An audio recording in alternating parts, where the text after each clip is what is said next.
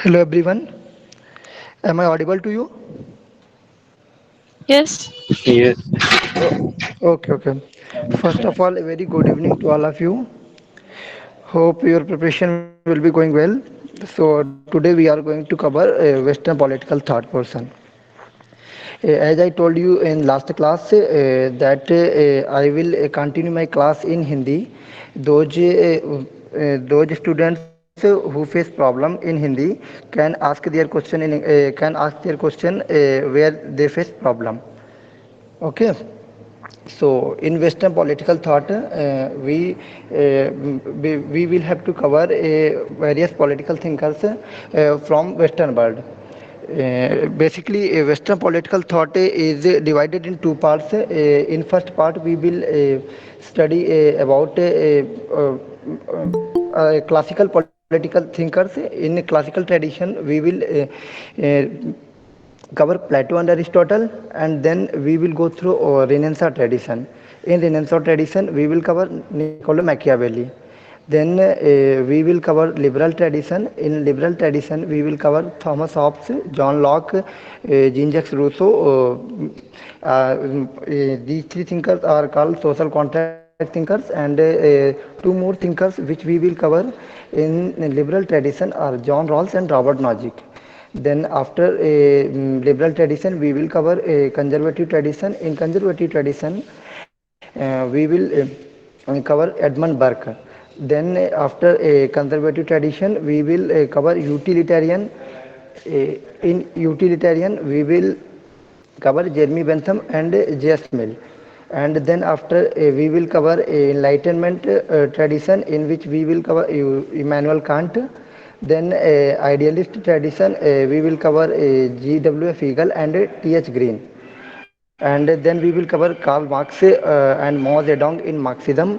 Although we should also read about Engels, Lenin, Luxemburg, and Antonio Gramsci in Marxism. But from exam point of view, we will cover only two thinkers in detail, which are Marx and Mao Zedong. And then we will know about a little bit about neo-Marxism, feminism, communitarianism, and environmentalism. And in last, we will cover two Western political thinkers which are contemporary to us, Hannah Arendt and Michael Oakeshott. So we are going to start from Plato. Plato was an ancient Greek philosopher who is regarded as the first systematic political thinker in Western tradition. And he was the follower of Socrates. He is the pioneer of Western political thought. प्लेटो जो था वो एक western political thinker था, और वो ऐसा माना जाता है कि वो पहला सिस्टमैटिक पॉलिटिकल थिंकर था। प्लेटो जो था वो सुकरात का फॉलोअर था, और जो अरस्तु यानी अरिस्टोटल थे, उनका जो था प्लेटो गुरु था। ये एक चैन थी जिसमें सॉक्रेट सबसे ऊपर थे। सॉक्रेट का जो फॉलोअर था वो प्लेटो था, प्लेटो का जो फॉलोअर था वो अरिस्टोटल था, और अरिस्टोटल का जो फॉलोअर था वो अलेक्जेंडर द ग्रेट था। तो ये मतलब कि एक चैन थी, इसे आप लोग याद कर लीजिएगा कि इस चैन में सबसे ऊपर सॉक्रेट था और सबसे नीचे अलेक्जेंडर द ग्रेट था। प्लेटो दूसरे पर था और अरिस्टोटल जो था वो तीसरे पर था। इसके बाद हम इसमें कवर करेंगे आगे चल के कि जो प्लेटो ने क्या क्या, जैसे कि प्लेटो की विचार कैसे थे। प्लेटो जो था वो एक आइडियलिस्ट थिंकर था, और हम दोनों की कंपेरेटिव स्टडी करेंगे थोड़ा सा, प्लेटो और अरिस्टोटल की। जबकि अरिस्टोटल जो था वो एक रियलिस्ट थिंकर था। फिर आगे हम लोग बढ़ेंगे, देखेंगे कि प्लेटो जो था उसने नॉलेज और ओपिनियन के बीच में डिफरेंस बताया है कि नॉलेज और ओपिनियन के बीच में क्या क्या डिफरेंस होता है। तो उसने बताया कि जो नॉलेज होता है वो यूनिफॉर्म होता है, और मतलब कि उसके और ओपिनियन जो होती हैं वो लोगों की अलग अलग हो सकती हैं। Means knowledge is uniform and universal, and opinions of people can be different. इसके बाद प्लेटो जो था उसने प्योर नॉलेज और नॉलेज, फिर इसके बाद उसने मतलब कि टू फॉर्म्स ऑफ नॉलेज बताए थे। पहला जो था वो प्योर नॉलेज था, और दूसरा जो था वो अप्लाइड नॉलेज था। प्योर नॉलेज को उसने सुपीरियर माना है और अप्लाइड नॉलेज को इन्फीरियर माना है। और क्योंकि जो प्योर नॉलेज था उससे और नॉलेज गेन करने के लिए वो नॉलेज लिया जाता था, और मतलब वो जो प्योर नॉलेज था वो नॉलेज फॉर नॉलेज सिक था, और अप्लाइड नॉलेज था वो नॉलेज फॉर प्रैक्टिकल यूज था। इसके बाद आगे बढ़ेंगे हम तो एक बड़ा इंपॉर्टेंट पॉइंट मिलता है, जो प्लेटो था वो डेमोक्रेसी के अगेंस्ट में था। वो उसका रीजन ये था कि जो उसका मेंटर था, जिसे जैसा कि मैंने पीछे बताया कि उसका मेंटर जो सुकरात था, तो उसका जो सुकरात था उसे सजा दे दी गई थी। एक सभी को पता है कि सुकरात को एक कप ऑफ पॉइजन दिया गया था। तो मतलब कि लोगों से व्यूज मांगी गई थी, तो लोगों ने डेमोक्रेसी की वजह से ही उससे ऐसा किया गया था। लोगों की व्यूज जो थी वो उससे मतलब कि ऐसा लोगों ने अपनी तरफ से सहमति दे दी थी डेमोक्रेसी में कि उसे कप ऑफ पॉइजन दिया जाना चाहिए। फिर प्लेटो जो था उसने अपनी कंट्री को छोड़ा और कुछ देशों में विजिट किया, जिसमें कि इजिप्ट में बोले तो मिस्र, इटली, सिसिली और कुछ अन्य देशों में भी उसने मतलब भ्रमण किया। इसके बाद वो 387 बीसी में वो वापस आ गया था अपनी कंट्री में। और ऐसा माना जाता है कि प्लेटो ने इंडिया भी विजिट किया था, क्योंकि जो इंडिया का सोशल सिस्टम था, जो सोसाइटी डिवाइड थी ब्राह्मण, क्षत्रिय, वैश्य और शूद्र में, ऐसा प्लेटो ने अपनी आगे हम चल के पढ़ेंगे प्लेटोस थ्योरी ऑफ जस्टिस, उसमें भी बताया है कि जो उसमें जो क्लासिफिकेशन किया है सोसाइटी का, उसमें फिलोसफर पढ़ेंगे हम और सोल्जर पढ़ेंगे, ट्रेडर्स पढ़ेंगे। तो इसी टाइप का कुछ क्लासिफिकेशन हमारे यहाँ भी मिलता है, जैसा कि हमने आप लोगों को इंडियन पॉलिटिकल थॉट जब पढ़ाया था तो उसमें इस चीज़ को बताया था। तो हाँ, मैं ये कह रहा था कि वो ऐसा माना जाता है कि प्लेटो जो था उसने इंडिया भी विजिट किया है, किया था। इसके बाद हाँ, अब हम आएंगे कि प्लेटो की जो थ्योरी ऑफ जस्टिस क्या है, ये काफ़ी इंपॉर्टेंट है। तो प्लेटो थ्योरी ऑफ जस्टिस की हम बात करेंगे। प्लेटो ने बताया था कि जब ह्यूमन मतलब कि जो जब कोई जन्म लेता है तो उसमें बेसिकली 3 वर्च्यूज पाए जाते हैं। एक होता है रीजन, या तो वो रीजन डोमिनेंट होगा, या इमोशन डोमिनेंट होगा, या एपेटाइट मतलब उसमें ज़्यादा होगा। तो लेकिन ये 3 जो वर्च्यूज थे मतलब कि वो सभी जो कैंडिडेट होंगे उनमें इक्वल क्वांटिटी में नहीं पाए जाएंगे, कि कोई रीजन डोमिनेंट होगा, कोई इमोशन डोमिनेंट होगा, तो कोई एपेटाइट डोमिनेंट होगा। तो उसने कहा था कि जो पर्सन जो होंगे वो रीजन डोमिनेंट जो होंगे वो फिलोसफर बनेंगे या रूलर बनेंगे, और जो इमोशन डोमिनेंट होंगे वो आपके सोल्जर बनेंगे, और जो तीसरे एपिटाइट डोमिनेंट होंगे वो जो हैं ये हमारे ट्रेडर्स बनेंगे।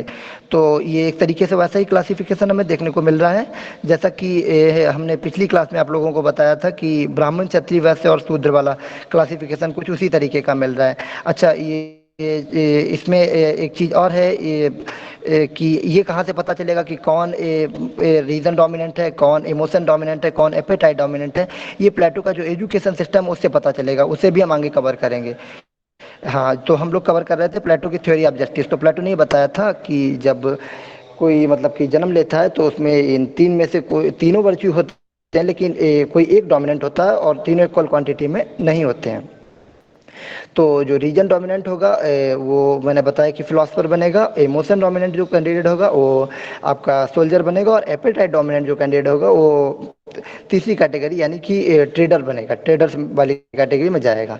तो प्लस प्लॉटर ने बताया कि मतलब जस्टिस है उसी सोसाइटी में लाई करेगा जहाँ पर ये तीनों अपनी ड्यूटी को मतलब कि सही से परफॉर्म कर रहे हो। लाइक जो रीजन डोमिनेंट पर्सन है वो फिलोसफर के रूप में ही काम कर रहा हो, जो इमोशन डोमिनेंट कैंडिडेट है वो सोल्जर के ही रूप में काम कर रहा हो, और एपेटाइट डोमिनेंट कैंडिडेट ट्रेडर के रूप में काम कर रहा हो। अगर ये तीनों मतलब अपनी कार्य में सही से लगे हुए हैं तो ऐसी सोसाइटी में जस्टिस जो है लाइक करेगा। फिर इन्होंने एक बात बताया था कि ये जो इन लोगों का बेफिटिंग वर्च्यू भी होता है। तो ये जो रीजन डोमिनेंट कैंडिडेट होगा वो उसमें जो वर्च्यू पाया जाएगा वो विजडम ज़्यादा होगी, क्योंकि वो राजा में बुद्धि, ऐसा माना जाता है कि जो राजा होता है उसमें बुद्धि ज़्यादा होती है। और इसके बाद जो इमोशन डोमिनेंट कैंडिडेट होगा वो करेज, मतलब जो सोल्जर्स जो होंगे वो उनमें करेज होगा ही होगा, क्योंकि अगर करेज ना होता तो सोल्जर ही क्यों होते हैं। और जो आपका थर्ड एंड लास्ट जो एपेटाइट डोमिनेंट कैंडिडेट जो होते हैं जिन्हें ट्रेडर्स कहा जाता है, उनका जो बेफिटिंग वर्च्यू होगा वो टेम्परेंस होगा। ठीक है, अब हम आ गए हैं प्लेटो के एजुकेशन सिस्टम में। तो प्लेटो ने बताया है कि अपने एजुकेशन सिस्टम में ये हमें बताया है कि जब बच्चे जो हैं वो जन्म लेंगे तो आप अपने बर्थ से लेकर और 10 साल की एज तक, from their birth to the age of 10 years, they will live under the state, मतलब वो राज्य के अंडर में रहेंगे।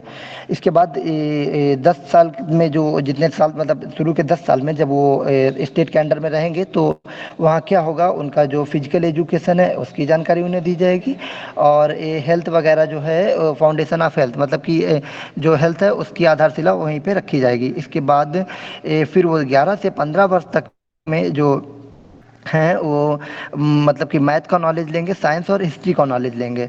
इसके बाद 16 से 20 के बीच में वो मोरल एजुकेशन लेंगे, और 20 ईयर्स की एज में पहला टेस्ट होगा, और उस टेस्ट में जो बच्चे, मतलब कि अभी 20 ईयर्स तक की एज में जितने लोग थे, यानी जितने बच्चे थे, वो अभी सब एक ही में थे, एक ही कैटेगरी में थे। लेकिन 20 ईयर की एज में जो टेस्ट होता है, उस टेस्ट में जो फेल हो जाते हैं उन्हें ट्रेडर्स जो डिक्लेयर कर दिया जाता है। इसके बाद ये दूसरा टेस्ट 21 से जब और जो लोग बचते हैं उन्हें आगे बढ़ा दिया जाता है। इसके बाद जो 21 जो आगे बढ़ते हैं वो 21 से 30 वर्ष की, जो यानी फ्रॉम 21 to 30 ईयर तक, मतलब कि जो फिजिकल, मेंटल और मोरल ट्रेनिंग उन्हें दी जाती है। इसके बाद 30 ईयर की जो एज में फिर दूसरा टेस्ट होता है। ये आप लोगों को याद करना है, कभी कभी पूछ दिया जाता है कि कौन सा टेस्ट किस, मतलब कि जो प्लेटो के एजुकेशन सिस्टम है उसने जो 3 टेस्ट बताए हुए हैं वो किन किन एज पे हैं।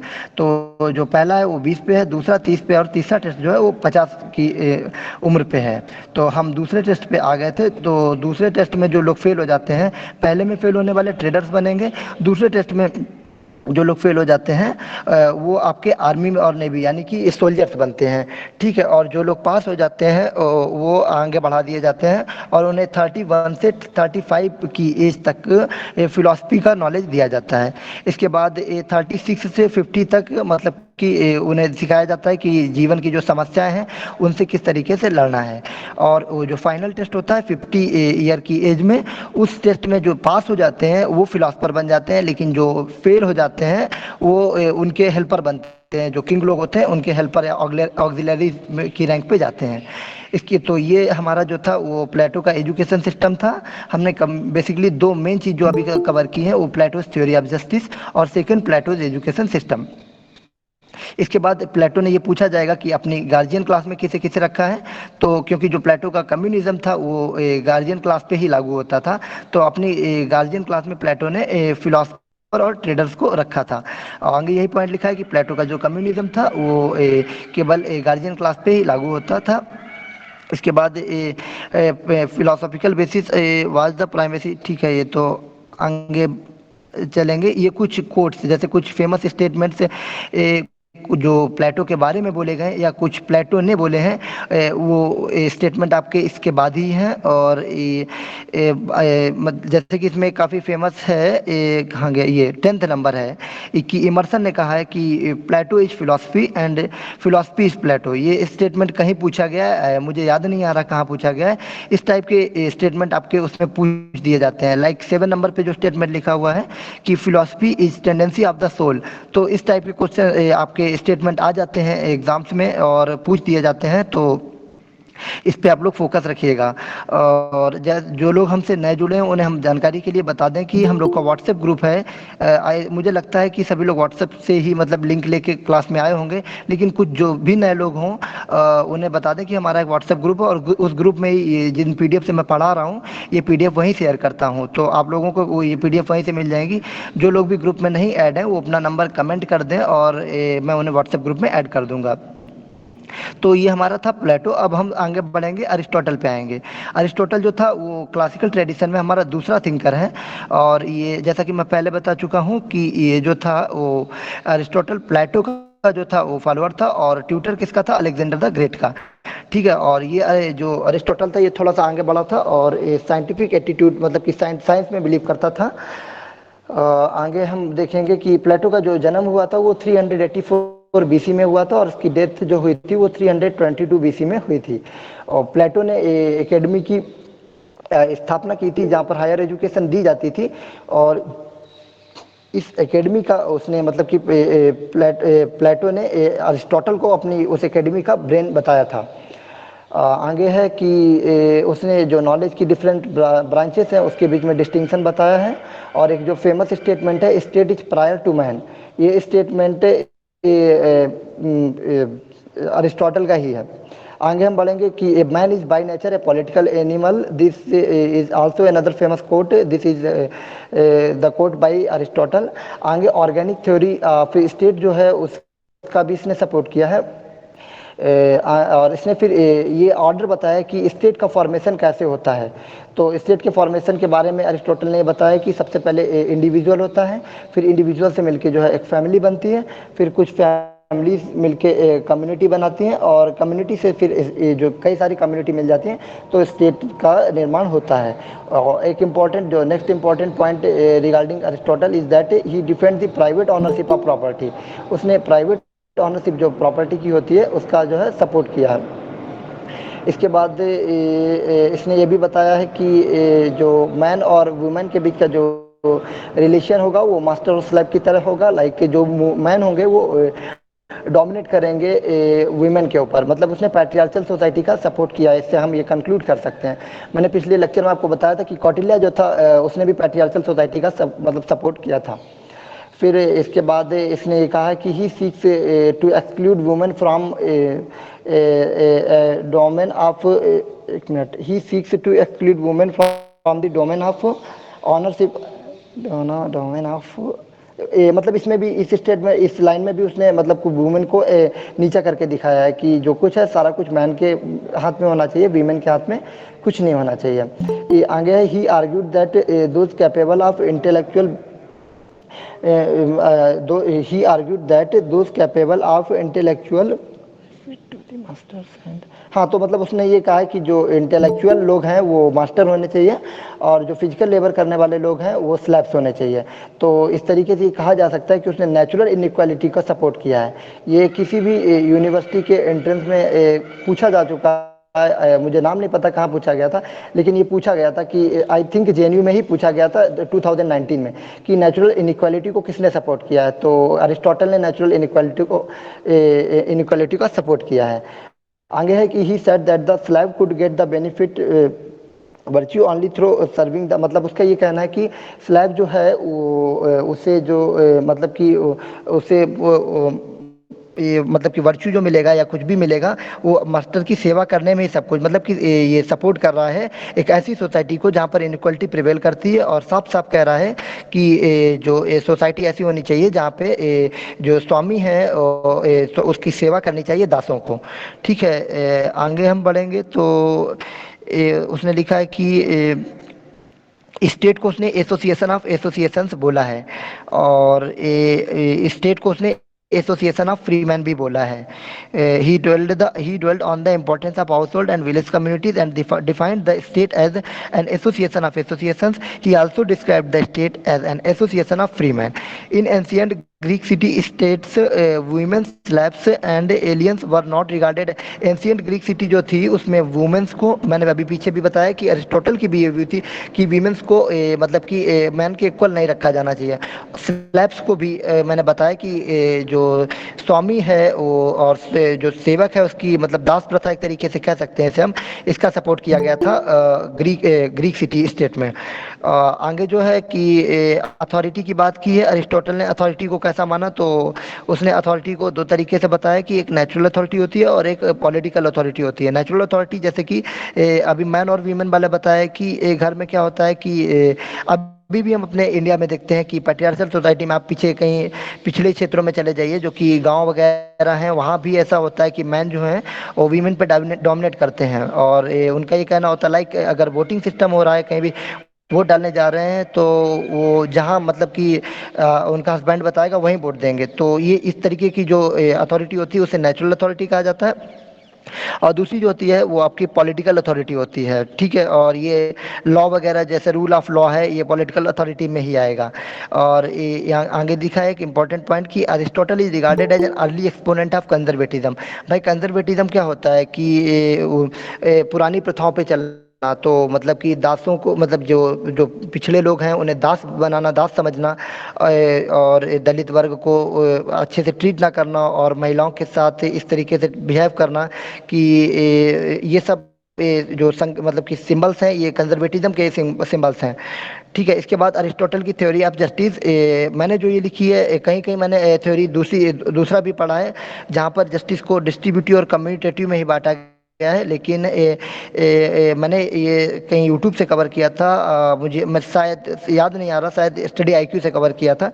उसमें तीन जो जस्टिस बताया था, तीन तरीके की जस्टिस थी: डिस्ट्रीब्यूटिव, रिट्रीब्यूटिव और कम्यूटेटिव। आप लोगों को ये नाम याद कर लेने हैं, और पेपर में अगर एग्जाम में पूछा जाए कि रॉल्स ने, सॉरी, अरिस्टोटल ने जस्टिस को कितने पार्ट में बांटा है, तो ये थोड़ा कंट्रोवर्शियल है। आप लोग गूगल कर लीजिएगा, कितना दिखा रहा है वहाँ, दो दिखा रहा है या तीन दिखा रहा है, उसके अकॉर्डिंग जाइएगा। ये दो या तीन मैं श्योर होकर बता नहीं सकता हूँ। और आप लोग देखिए, मैंने ये आगे लिखा भी है कि डिस्ट्रीब्यूटिव और कम्यूटेटिव जस्टिस, ये दो तरीके से बांटा गया है यहाँ पे, और पीछे तीन तरीके से लिखा हुआ है। तो आई एम नॉट श्योर कि दो होगा या तीन होगा। आप लोग प्लीज इतना गूगल से देख लीजिएगा, पता चल जाएगा। ठीक है।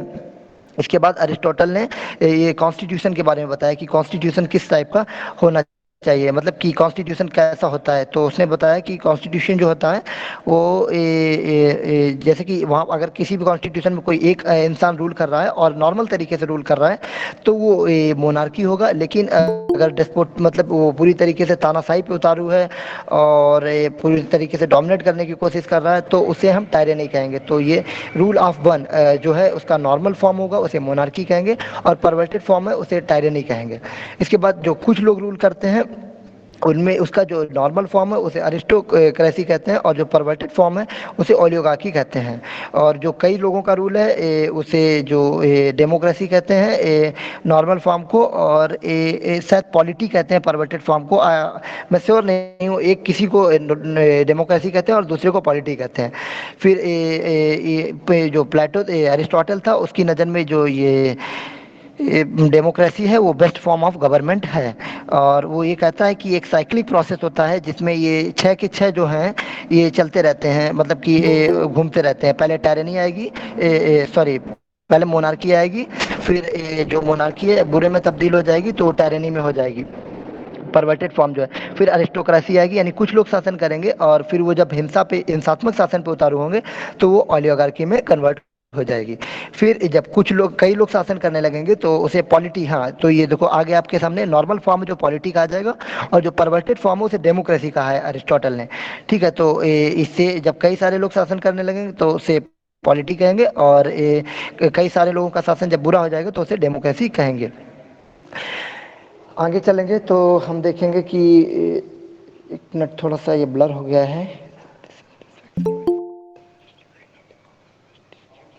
हाँ, तो वही कह रहा है कि Excuse me, rebellion. sir. Sir, हाँ, हाँ, I have बोलिए a बोलिए। question, sir. Sir, हाँ, बोलिए। एरिस्टोटल का second best form of government क्या है? अरिस्टोटल का कौन सा सेकेंड बेस्ट फॉर्म ऑफ, ये एक मिनट बता रहा हूँ मैं, वेट।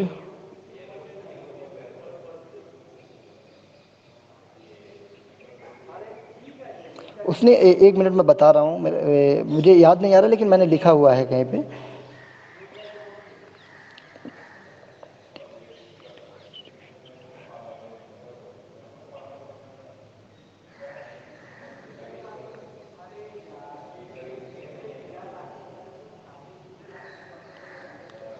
मुझे ध्यान नहीं आ रहा, लेकिन ऐसा वैसे क्वेश्चन आ नहीं सकता है। जो क्वेश्चन बनेगा वो इस तरीके से बनेगा, किसे उसने सबसे ज़्यादा सपोर्ट किया। तो उसने सबसे ज़्यादा जो सपोर्ट किया है वो डेमोक्रेसी को किया है। ठीक है।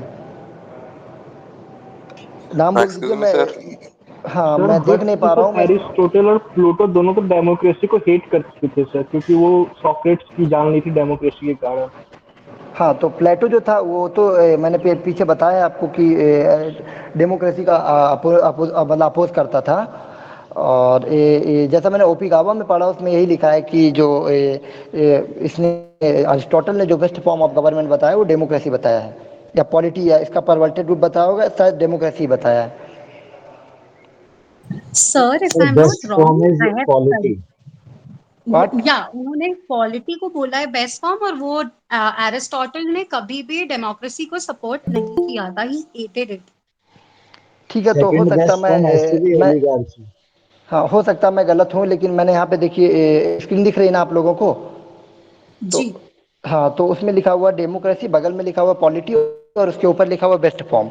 ठीक है, तो मतलब इन दोनों में से ही कोई बेस्ट फॉर्म है। अब वो एरो बीच से आ रहा है, मुझे सही से ध्यान नहीं है, लेकिन इन दोनों में से ही कोई है। अब आप कह रहे हैं कि पॉलिटी तो आपने पढ़ा होगा, बेसिकली मैंने इसे 1 साल पहले कवर किया था, तो काफ़ी कुछ मेरे माइंड से स्लिप कर गया है। ठीक है, तो हो सकता है मैं यहाँ पे गलत हूँ। अगर ऐसा है तो थैंक यू आपको बताने के लिए। जो पॉलिटी है उसी को बेस्ट फॉर्म बताया, सेकंड बेस्ट किसी ने बताया Yes, ओलियोगार्की है। sir. Sir, ठीक है। actually, Plato didn't like democracy, but this हाँ Aristotle liked. हाँ, He प्लेटो ने said तो that monarchy is there, but it can't be practicable form of government. हाँ So उसने कहा democracy is होगा, the best लेकिन practicable form. हाँ, मैं तुम्हें बता रहा हूँ ना कि मैंने 1 साल पहले पढ़ा था, जब से इसके बाद से मैंने अभी उठा के नहीं देखा, और आज एकदम से मतलब मुझे पता था मुझे क्लास लेनी है, तो मैंने देखा था। तो हो सकता है मुझसे गलती हो जाए, अगर बीच बीच में मैं कहीं गलत बोल दूं, और आप लोगों को कहीं मतलब इतना ज़्यादा गलत नहीं बोलूँगा कि आप लोगों का एग्जाम में बुरा हो जाए। एक दो जगह हो सकता है मैं गलत हूँ। ठीक है, तो बेहिचक आप लोग अनम्यूट करके बोल दीजिए कि आपने गलत बोल दिया है, क्योंकि इससे बाकी लोगों का भला हो जाएगा। ठीक है, Yes, बिल्कुल sir. हेजिटेशन मत दिखाइएगा प्लीज। ठीक Sir, है। can you share this PDF right now so that we can open it in our phone now? ठीक है।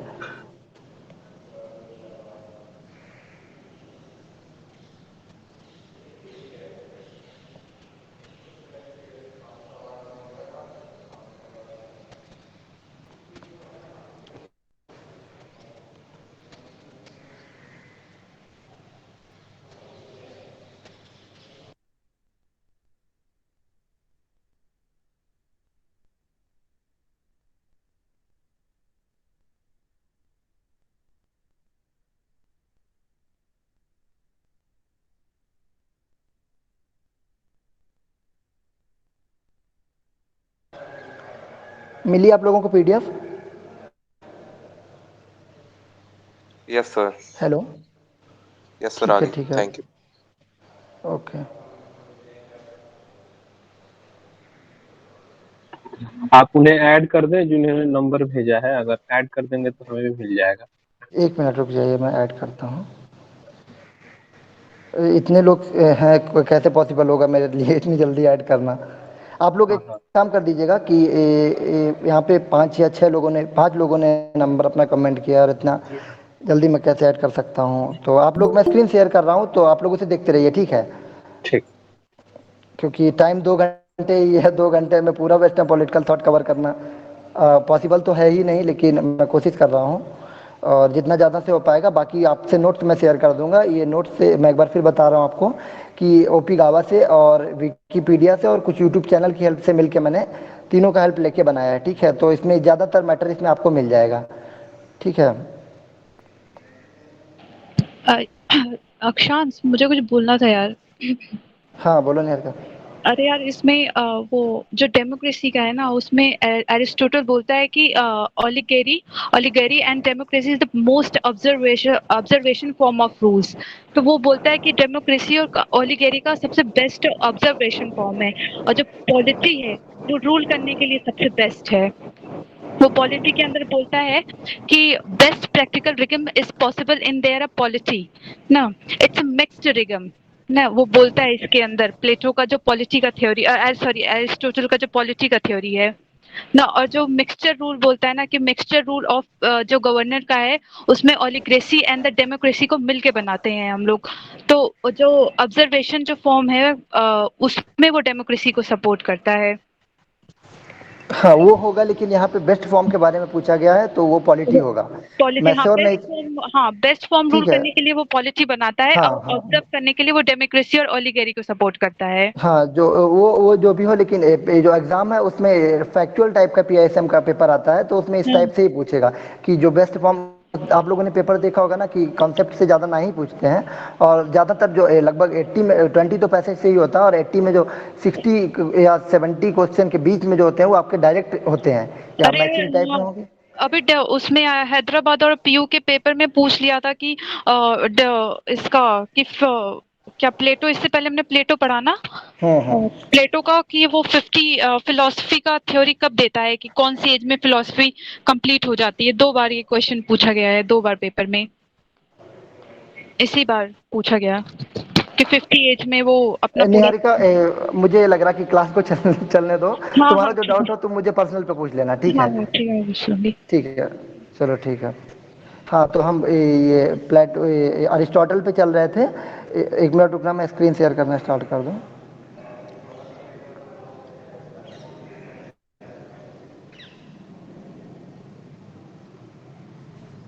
स्क्रीन दिख रहा है ना? हेलो? हाँ हाँ दिख रहा है।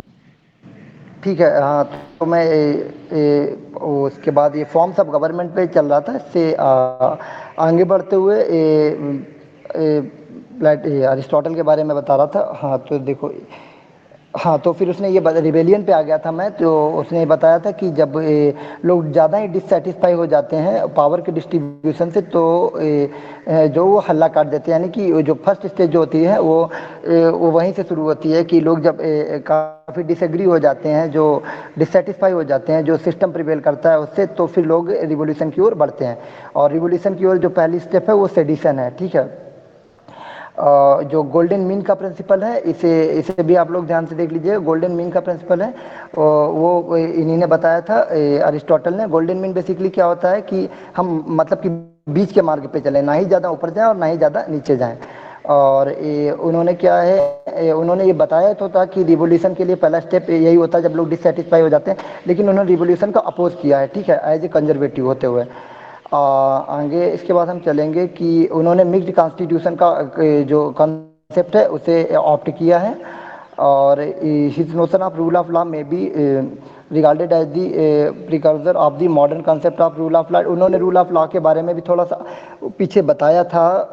तो जब जब उन्होंने ये पीछे देखिए ये नेचुरल और पॉलिटिकल अथॉरिटी के बारे में बताया था, तो इसमें नीचे रूल ऑफ लॉ के बारे में बताया था। ये हम देखते हैं कि इनका रूल ऑफ लॉ है जो आज काफ़ी मतलब कि काफ़ी जगह मतलब लगभग विश्व के हर देश में प्रिवेल कर रहा है, ठीक है?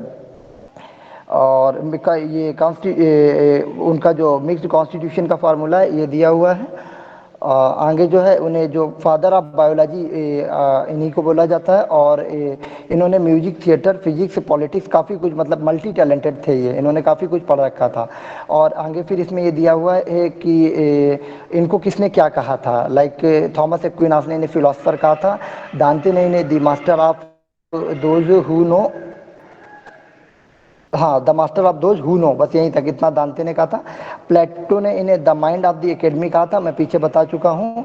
और इनके जो सन थे वो निकोमेकस थे। उन्होंने अपनी एक बुक उन्होंने इनके सन जो थे वो निकोमेकस थे। और एक उन्होंने इनका जो गोल्डन मीन का प्रिंसिपल है वो निकोमैचियन एथिक्स में मिलता है, ठीक है? और आगे हम बढ़ेंगे तो नॉलेज के बारे में बताया है। तो उन्होंने बताया कि थ्योरेटिकल, प्रैक्टिकल और प्रोडक्टिव 3 टाइप का नॉलेज होता है। और स्लेवरी जो है नेचुरल और लीगल स्लेवरी होती है। जैसे कि पीछे मैंने अथॉरिटी बताया था, वो भी कुछ 2 ही तरीके से, इसी तरीके से थी। फिर इसके बाद जो कोट आ जाते हैं, और इनमें भी कुछ फेमस कोट है, जैसे कि state is prior to man, man is by nature a sir political. हाँ हाँ। सर स्लेवरी के बारे में थोड़ा सा और एक्सप्लेन कर दो, क्योंकि इससे क्वेश्चंस आते हैं हमेशा। हाँ, स्लेवरी बस बेसिकली ऐसा ही था कि नेचुरल स्लेवरी वो थी। नेचुरल स्लेवरी मैंने बताया ना तुम्हें कि नेचुरल स्लेवरी वो होता है कि जो बाय नेचर जो होते हैं, जो वुमेन जो है वो मैन के अंडर में रहेंगी, ठीक है? तो this is also a kind of slavery. दूसरा जो फॉर्म है कि स्लेव जो होते हैं, जो दास होते थे, दास प्रथा चलती थी। और वो आज भी हम पीछे के गांव में मतलब कि देखेंगे जाके पीछे के क्षेत्रों में कि जो नीचे तबके के लोग हैं उन्हें लोग दास अभी भी समझते हैं। तो यही स्लेवरी है कि दास लोग होंगे वो स्वामी के सेवक होंगे, उनकी सेवा करेंगे।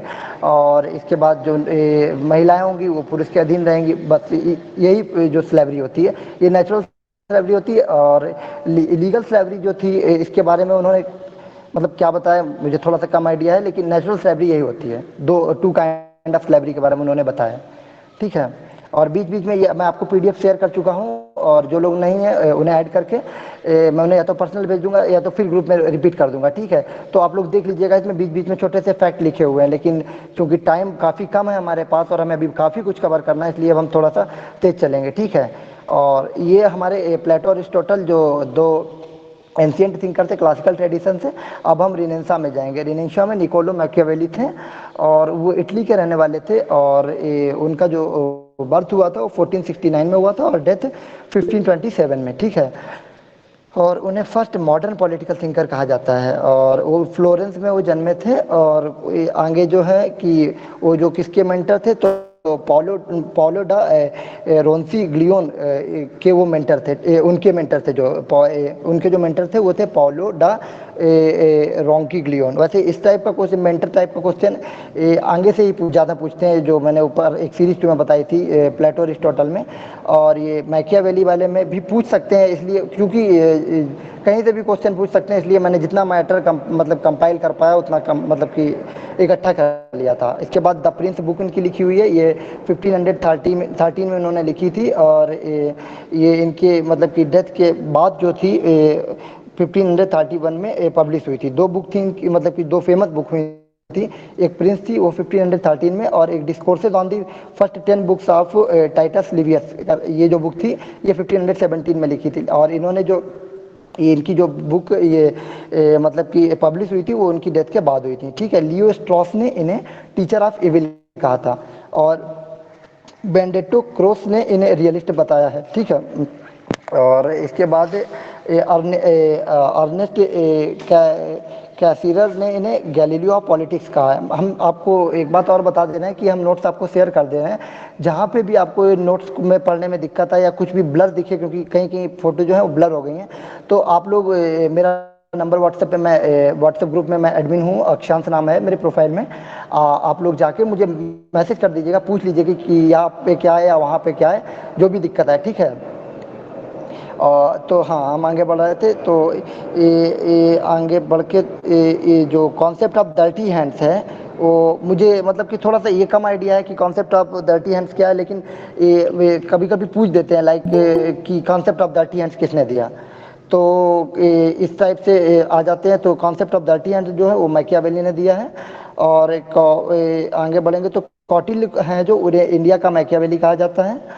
और ठीक है, और आगे एक ये थोड़ा सा उस टाइप के इंसान थे जो इंड में मतलब मीन्स और इंड की जब बात आ जाती तो ये कहते थे कि जो भी करना आपको कर लो, मतलब कि लेकिन जो रिजल्ट आना चाहिए वो आपके फेवर में होना चाहिए। तो ये मीन्स पे कम ध्यान देते थे, इंड पे ज़्यादा ध्यान देते थे, ठीक है। और एक फेमस स्टेटमेंट आपको कहीं कहीं मिल जाता होगा, आप में से लगभग सभी लोगों ने पढ़ा होगा कि इन्होंने कहा था कि जो किंग होता है वो लोमड़ी जैसा चालाक और शेर जैसा बहादुर होना चाहिए, ठीक है। तो ये स्टेटमेंट भी आप लोग याद कर लीजिएगा कि जो किंग है वो जो क्लेवर जो होना चाहिए वो लोमड़ी जैसा, फॉक्स जैसा होना चाहिए, और जो बहादुर होना चाहिए वो शेर जैसा होना चाहिए। ये स्टेटमेंट किसने दिया, तो ये स्टेटमेंट आपका मैकियावेली ने ही दिया है, ठीक है। और इसके बाद 10 वार ऑफ कमेटी करके कोई कमेटी हुई है, उसके ये 1498 में मेंबर बने थे। और ठीक है, इसके बाद ह्यूमन नेचर, ठीक है। इन्होंने ह्यूमन नेचर के बारे में पूछा कि ह्यूमन नेचर कैसा था, तो इन्होंने बताया था कि ह्यूमन नेचर जो था वो सेल्फिश था, फिकल था, अनग्रेटफुल था, और ह्यूमन जो था इगोइस्ट था, ठीक है। आगे बढ़ रहे हैं हम, वेयर ह्यूमन नेचर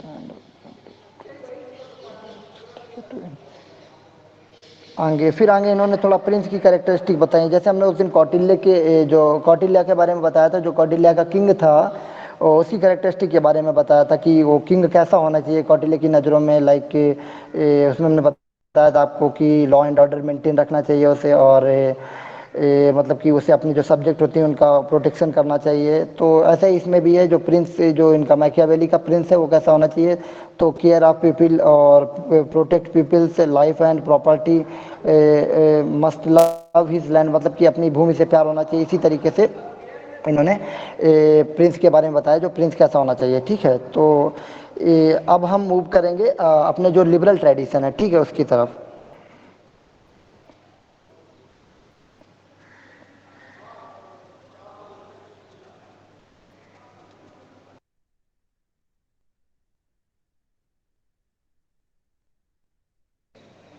हाँ, तो लिबरल ट्रेडिशन में मैंने आपको बताया कि सोशल कॉन्ट्रैक्ट थिंकर ये लिबरल ट्रेडिशन में ही आपको पढ़ने होंगे, हॉब्स, लॉक, रूसो वगैरह। और इनका जो मतलब कि वो है काफ़ी इंटरेस्टिंग हुआ है, हॉब्स, लॉक और रूसो ये सोशल कॉन्ट्रैक्ट थिंकर बोले जाते हैं। एक मिनट मैं स्क्रीन शेयर करता हूँ।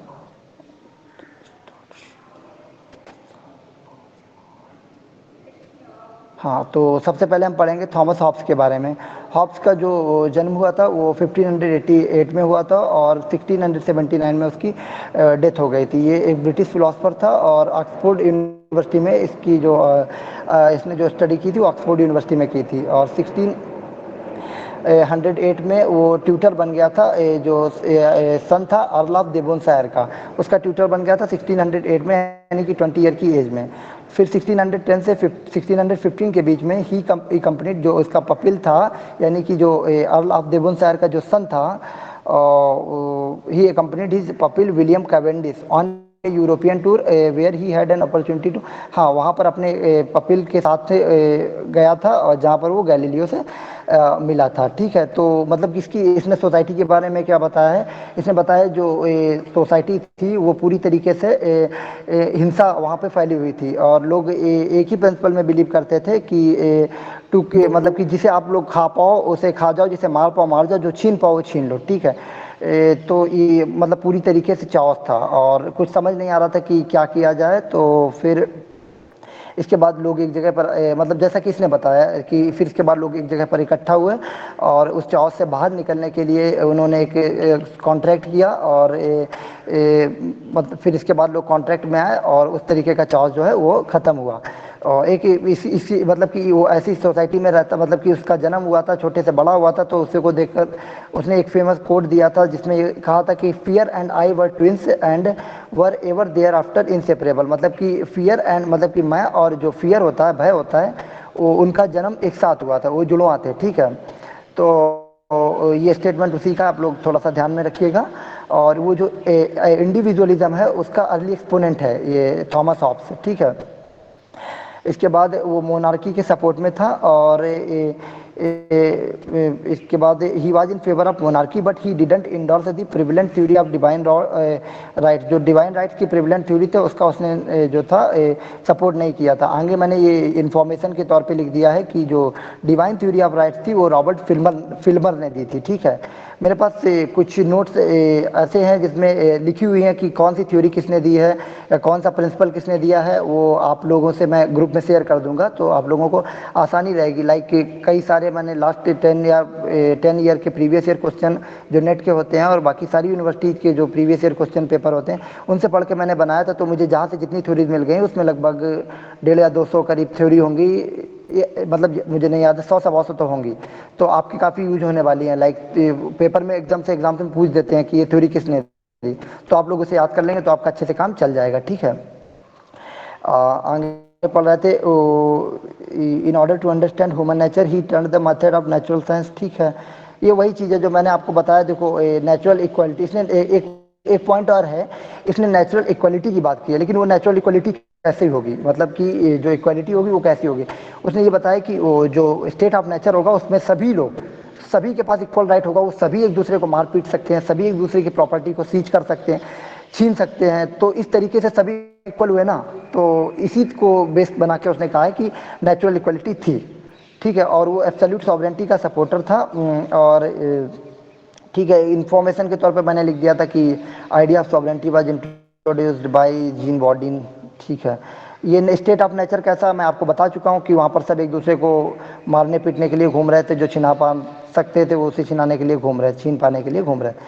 फिर how to avoid the state of nature. ठीक है, तो मतलब स्टेट ऑफ नेचर कैसे गया था, तो कॉन्ट्रैक्ट हुआ था, मैंने आपको बताया कि सभी लोग एक साथ बैठे, मतलब कि इकट्ठे हुए एक जगह पर और बातचीत की कि कैसे निपटना चाहिए। फिर वहाँ पर वो मतलब कॉन्ट्रैक्ट हुआ, तो उस तरीके से ये मतलब कि जो उनके बीच में वो थी, मतलब जो पैनिक की सिचुएशन थी, जो चॉस था वो पूरी तरीके से समाप्त हो गया। ठीक है, तो इसके बाद ये आपके कोट्स हैं इसके थॉमस हॉब्स के। और ये जो सारे थिंकर हम पढ़ रहे हैं, आपने देखा होगा कि कोट्स तो मैं दे रहा हूँ लेकिन बुक्स नहीं दे रहा हूँ। बुक्स की मैंने एक अलग पीडीएफ बना रखी जिसमें एक तरफ से सभी की बुक्स लिखी हुई हैं, वो पीडीएफ भी मैं आप लोग के साथ ग्रुप में शेयर कर दूंगा। तो इससे आपको वेस्टर्न पॉलिटिकल थिंकर जो होंगे इनकी बुक्स पढ़ने के लिए कहीं अलग नहीं जाना पड़ेगा और एक जगह ही आपको कंपाइल होकर मिल जाएंगी। और हो सके तो आप लोग ये जो पीडीएफ मैं भेज रहा हूँ इनका हार्ड फॉर्म निकलवा लीजिएगा। लास्ट टाइम पे आपको आप लोग वैसे मेरा मानना है कि कवर तो सारा कुछ कर चुके होंगे, लेकिन लास्ट टाइम रिवीजन के लिए आपको आसानी हो जाएगी, तो आप लोग ये निकलवा सकते हैं। अगर लैपटॉप है तो आप लोग उसी से पढ़ लीजिएगा। तो हाँ, अगला हम जो है पढ़ेंगे वो जॉन लॉक को पढ़ेंगे। और जॉन लॉक का, हाँ, एक चीज़ मैं इंपॉर्टेंट बताना भूल गया, थॉमस हॉब्स की जो बुक थी जो फेमस, उसका नाम लेवायथन था। और जॉन लॉक की जो फेमस बुक है वो टू ट्रीटाइजेज ऑन गवर्नमेंट है, ठीक है। तो इसका जो बर्थ हुआ था वो 1632 में हुआ था, और 1704 में हुआ था इसकी जो डेथ है, ठीक है। और इन्होंने भी स्टेट ऑफ नेचर के बारे में बताया था, ये थॉमस हॉब्स के जस्ट उल्टे थे। और इन्होंने बताया था कि जो स्टेट ऑफ नेचर था वो पूरी तरीके से शांतिमय था, और वहाँ पर एकदम पीस था, सब गुडविल था, एक दूसरे के लोग मदद करने को तैयार थे, और कतई चौस की स्थिति नहीं थी, और ऐसा ही था, ठीक है। और पीपल जो थे वो लॉ ऑफ नेचर के द्वारा रूल किए जा रहे थे। अच्छा, लॉ ऑफ नेचर के द्वारा इन्होंने नाम लिया कि पीपल जो थे वो लॉ ऑफ नेचर के द्वारा रूल किए जा रहे थे। तो लॉ ऑफ नेचर क्या है, तो इन्होंने बताया कि लॉ ऑफ नेचर के according no one can harm anyone in one's life, liberty and property, कि लोग मतलब कि दूसरे की लाइफ, लिबर्टी और प्रॉपर्टी में इंटरफेयर नहीं कर सकते हैं।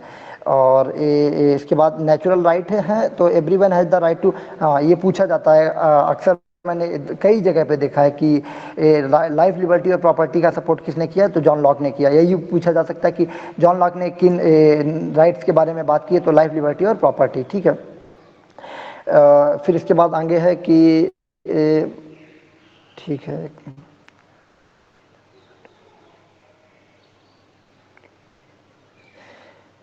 ठीक है, आगे बीच में इनका लेबर थ्योरी ऑफ प्रॉपर्टी अगर आपसे पूछी जाए किसने दी, तो वो थ्योरी भी आपकी जॉन लॉक ने ही दी थी। और फिर सोशल कॉन्ट्रैक्ट के भी बारे में दिया गया है कि जो सोशल कॉन्ट्रैक्ट होगा वो कंसेंट पे होगा, सभी की कंसेंट से होगा, और लोग अपनी व्यूज़ वहाँ पर देंगे, जो सोशल कॉन्ट्रैक्ट जहाँ पे होगा वहाँ पर।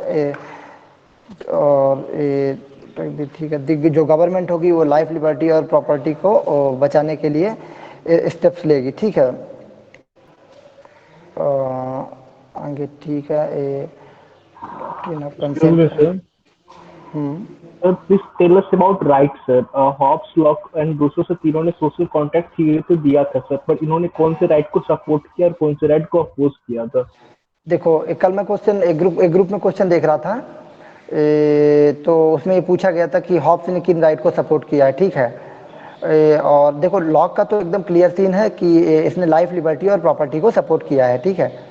और थॉमस हॉब्स का मैंने अभी आपको बताया था कि उसने नेचुरल इक्वालिटी के प्रिंसिपल में सपोर्ट करता है। तो ये हम इमेजिन कर सकते हैं कि उसने राइट टू इक्वालिटी का सपोर्ट किया होगा।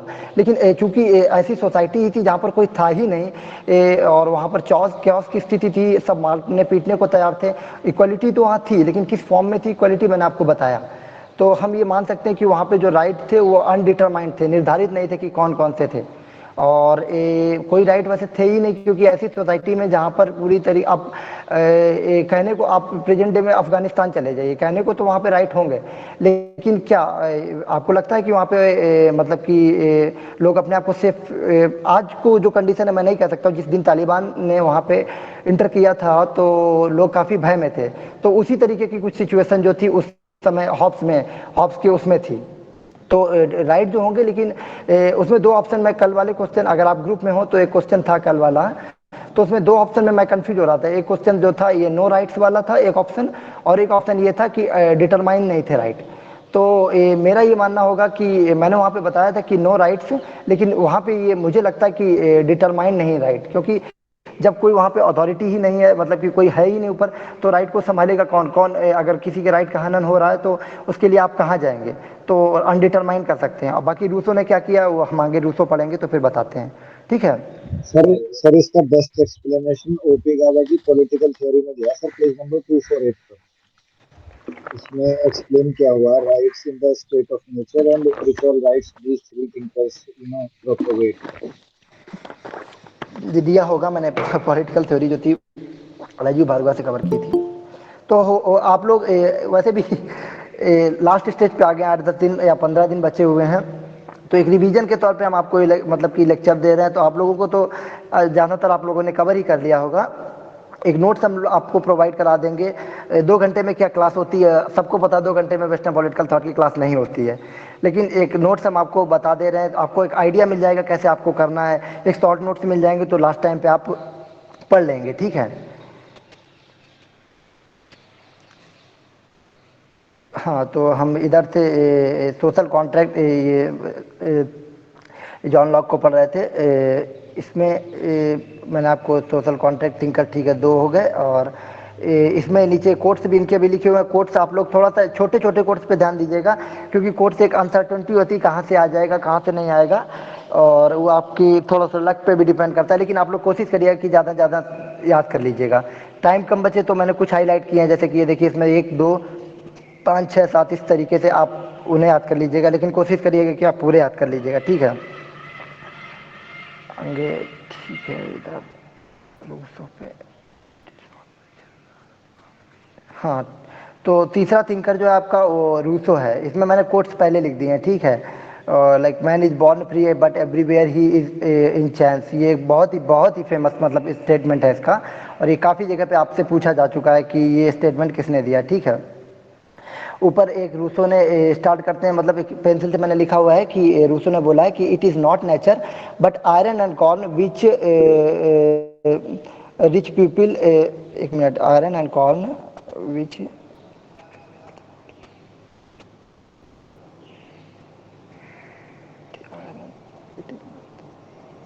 Is not nature but iron and corn which rich people, मुझे एक मिनट रुकिएगा। It is not nature but iron and corn विच,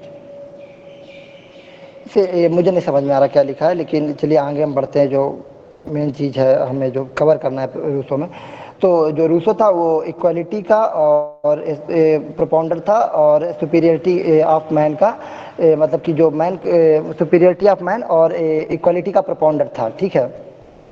वो जेनेवा में उसका जन्म हुआ था, और फ्रेंच में जो कि है जेनेवा में इसका जन्म हुआ था, और सॉरी मैं बोल गया फ्रेंच में हूँ। और आगे उसकी मदर जो थी वो, हाँ, एक चीज़ और काफ़ी इंटरेस्टिंग है रूसो के बारे में, मैं थोड़ा सा इससे हट के बता रहा हूँ।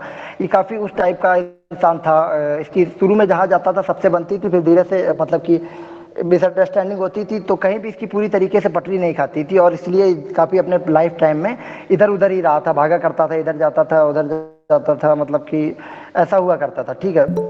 और आगे दिया ये फेमस कहाँ से होते लोग कैसे जाने थे, तो 1749 में इन्होंने एक ऐसे लिखा था जिसका टाइटल था कि has the revival of the sciences and the arts help to purify और करप्ट मोरल्स, ये मैंने लिखा हुआ है इसमें। तो 1749 में इन्होंने एक ऐसे लिखा था जिसका ये टाइटल था, वो काफ़ी लोगों को भाया, और काफ़ी वहीं से ये काफ़ी ज़्यादा पॉपुलर हो गए और इन्हें पॉपुलरिटी मिल गई थी, ठीक है। और उन्होंने कहा था कि women are by nature inferior to man, तो इन्होंने भी मतलब कि एक तरफ तो ये मतलब इक्वालिटी के प्रोपाउंडर थे, लेकिन दूसरी तरफ जो थे आप लोग देखिए, क्योंकि उन्होंने ये सुपीरियरिटी ऑफ मैन को ज़्यादा बल दिया है, तो ये भी कह सकते हैं जो मैन की सुपीरियरिटी पे बल देगा तो जाहिर सी बात है कि वो वीमेन जो है उनकी इन्फीरियरिटी, वो मतलब उन्हें कमज़ोर मानेगा, ठीक है। और आगे उन्होंने अपनी जो इक्वालिटी रिलेटेड आइडियाज़ हैं वो जिस बुक में दिए थे उसका नाम है discourses on the sciences and the art. तो इक्वालिटी के जो आइडियाज़ हैं उन्होंने वो इस बुक में दिए हैं, और उन्होंने बताया कि जो मैन है, नेचुरल मैन है, वो एक नोबल सैवेज की तरह है। तो और इसके बाद he states that man in the state of nature are equal, self sufficient and primitive. तो इन्होंने कहा कि जो स्टेट ऑफ नेचर में जो मैन होता है वो सब इक्वल होते हैं और सेल्फ सफिशिएंट होते हैं और प्रिमिटिव सिंप्लिसिटी के होते हैं। इसके बाद but with the rise of, लेकिन जैसे जैसे मतलब कि जो जब स्टेट ऑफ नेचर उसमें सब कुछ सही होता है, लेकिन जैसे जैसे कि समय बढ़ता है तो लोग कोशिश करते हैं कि अपनी प्रॉपर्टी को बढ़ाया जाए और काफ़ी ज़्यादा से ज़्यादा प्रॉपर्टी जो है गेन की जाए। तो इस तरीके से फिर लोगों में लालच आएगा। जब लालच आएगा तो क्या होगा, सोसाइटी में पैनिक की सिचुएशन आएगी। तो फिर इसके बाद सोसाइटी में मतलब हिंसात्मक वो फैलेगा। तो ये हम तीनों की अगर कंपेरिजन करें हॉब्स लॉक रूसो की, तो हॉब्स ने जो सोसाइटी को माना था वो बिल्कुल मतलब कि बताया था कि वहाँ पे बहुत पैनिक की सिचुएशन थी। लॉक जो था वो कहता था कि बिल्कुल शांतिपूर्वक था समाज जो था, और जो रूसो था वो ये कहता था कि इंसान जो शुरू में तो सही था, लेकिन समय के साथ साथ जैसे ही प्रॉपर्टी ने जन्म लिया और उसके साथ साथ ही फिर लालच बढ़ा लोगों में, तो फिर मतलब जो सिचुएशन थी सोसाइटी में, वो कंडीशन जो थी वो हिंसात्मक हो गई और लोग लालच में आ गए। और उसकी एक बुक थी वो discourses on origin of inequality, उस बुक में जो रूसो ने नेचुरल और कन्वेंशनल इनइक्वालिटी के बारे में मतलब कि उन दोनों के बीच में जो अंतर है बताया है।